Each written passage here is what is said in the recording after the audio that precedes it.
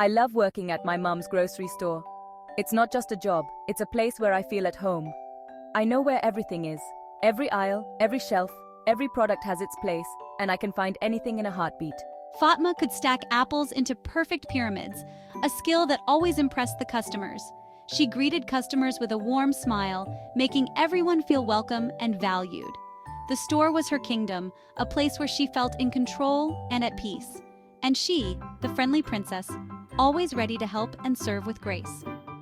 One Tuesday afternoon, a gruff-looking man walked in, catching everyone's attention. He had tattoos on his arms, intricate designs that told stories of their own. His leather jacket seemed out of place in the cozy, familiar setting of the grocery store. Fatma watched him from the counter. He looked intimidating, a stark contrast to the usual friendly faces she saw. Remember, Fatma, never judge a book by its cover. People can surprise you in the most unexpected ways. The man looked lost, his eyes scanning the shelves with a hint of frustration. He was searching for something, but it was clear he didn't know where to start. Fatma wondered if she should help. Her instincts told her to reach out, but she hesitated. But something about his demeanor made her hesitate. He seemed deep in thought, almost troubled. She decided to let him find his way, hoping he would eventually find what he was looking for.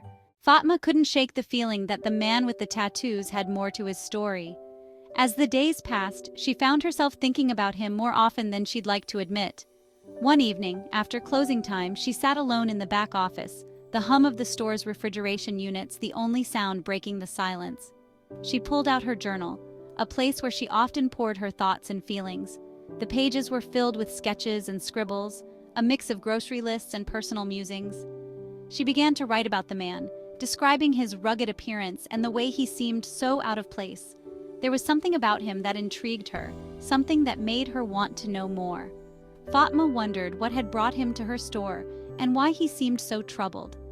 The next morning, as she was restocking the shelves, Fatma noticed a small, folded piece of paper tucked between the cereal boxes.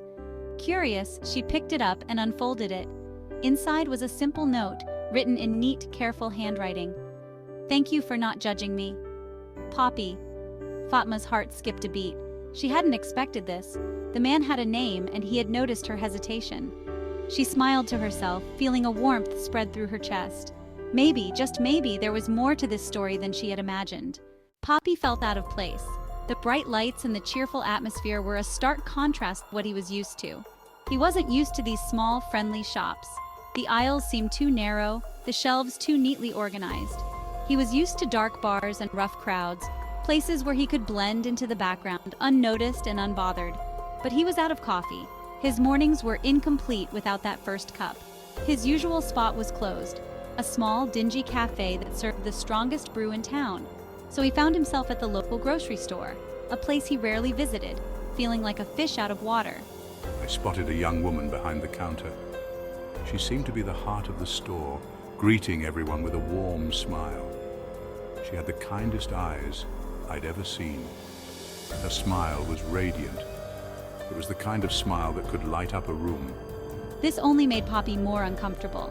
He felt out of his element, unsure of how to act. He was a man of few words, especially around beautiful women.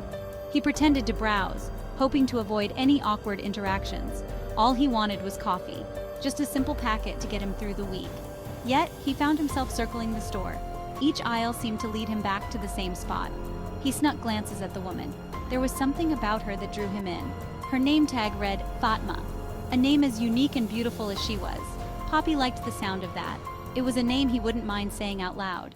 Poppy started coming to the grocery store more often. He always found an excuse. Milk, bread, more coffee, anything to see Fatma. He'd linger in the aisles. He hoped she wouldn't notice him staring. I see him every time. His tough exterior can't hide his shyness. He reminds me of a big, awkward teddy bear. Fatma found it endearing. Sometimes their eyes would meet. Fatma would smile. Poppy would quickly look away. He'd pretend to be fascinated by cereal boxes. I know he's not fooling anyone, yet I play along. The heart beneath the leather jacket, Poppy's internal struggle. I knew I had to say something. I couldn't keep up this silent act forever. I liked Fatma. I liked her a lot. But my own image held me back. I was Poppy, the biker, the guy with a rough past. What would Fatma think? Would she be scared? He imagined her recoiling in fear. The thought made his stomach churn. One night, I confided in my friend Gus. Gus laughed and told me to just be myself. Easier said than done, I thought. But Gus had a point. I couldn't hide forever. A Rose Blooms Poppy's confession. I walked into the store. It was now or never. I clutched a single red rose. My palms were sweating. I spotted Fatma by the fruit stand. She looked even more beautiful than usual. I took a deep breath. Fatma. His voice was surprisingly steady. She turned around. Her eyes widened at the sight of the rose. This is for you. Poppy mumbled, thrusting the rose forward. She hesitated for a moment. Then a slow smile spread across her face. Thank you, Poppy. She said, her voice as sweet as honey. Poppy's heart soared. Love conquers all. Fatma's choice. This is a story of love that defied expectations and broke barriers. I couldn't deny it any longer. The feelings I had for Poppy were undeniable and growing stronger each day. I liked Poppy. He was different in a way that intrigued me and made me want to know more about him. Beneath his rough exterior was a kind heart. He had a way of showing kindness that was subtle yet profound. I saw it in his eyes. Those eyes that spoke volumes without uttering a single word. I felt it in his awkward gestures. Each shy smile and hesitant touch told me more than words ever could. His reputation didn't scare me. I saw beyond the surface to the man he truly was. I knew love wasn't about appearances, it was about connection. A connection that went deeper than looks or status, and I felt a strong one with Poppy, a bond that was unbreakable and pure. They started dating, slowly at first. Each date was a step towards understanding each other better. Coffee dates turned into movie nights. They found joy in the simplest of moments. Grocery store chats became long walks in the park. Every conversation brought them closer. Poppy was nothing like she imagined. He was gentle and funny.